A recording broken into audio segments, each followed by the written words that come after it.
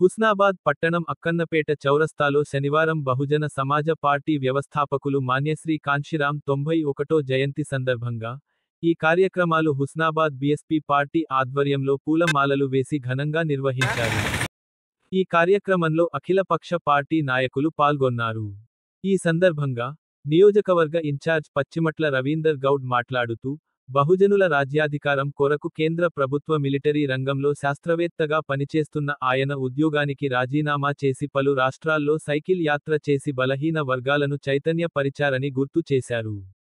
తన కుటుంబ పెద్దలు ఉద్యోగానికి రాజీనామా చేయడం ఏమిటి అని అడిగితే, బహుజనుల హక్కుల కొరకు పోరాటం చేయడానికి ఉద్యోగానికి రాజీనామా చేశానని చెప్పారని అన్నారు.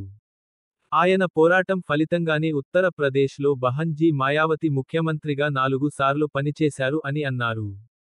బీఆర్ఎస్ పార్టీ నియోజకవర్గ అధికార ప్రతినిధి ఐలేని మల్లికార్జున్ రెడ్డి మాట్లాడుతూ, ఈ దేశంలో ఎస్సీ, ఎస్టీ బీసీలు మైనార్టీలు అగ్రవర్ణ పేదలు ఐక్యమత్యంగా ఉంటే అధికారం ఎప్పుడూ మన చేతుల్లోనే ఉంటుందని అన్నారు.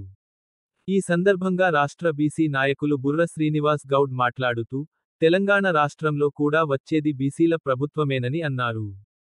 ఈ కార్యక్రమంలో బీఎస్పీ పార్టీ సీనియర్ నాయకులు మారేపల్లి సుధాకర్, జిల్లా ప్రధాన కార్యదర్శి యలగందుల శంకర్, నియోజకవర్గ అధ్యక్షులు వేల్పుల రాజు, బీఎస్పీ పార్టీ భీమదేవరపల్లె మహిళా అధ్యక్షులు పులి నీరజ, మాజీ కౌన్సిలర్ బీసీ నాయకులు ఇంద్రాల సారయ్య, శ్యామ్ సుందర్, మల్లం విక్రమ్ తదితరులు పాల్గొన్నారు.